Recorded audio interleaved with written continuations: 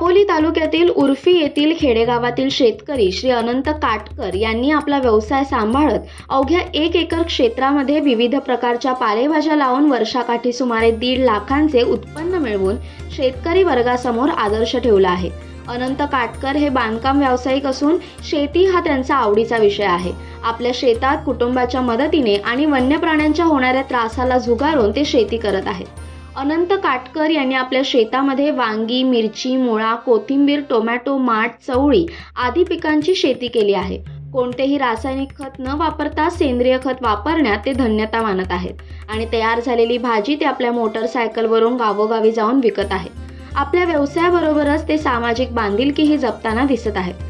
गावतळे हायस्कूलच्या आवारात होत असलेल्या नवीन शैक्षणिक इमारत बांधकामाला ते आपल्या गाडीने विनामूल्य पाणी पुरवठा देखील करत आहेत।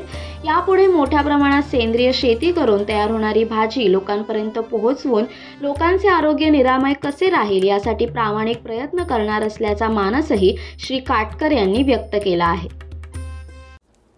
कोकणासह परिसरातील ताज्या घडामोडींसाठी सागर डिजिटलला सबस्क्राइब करा आणि नोटिफिकेशनसाठी बेल आयकॉनवर प्रेस करा।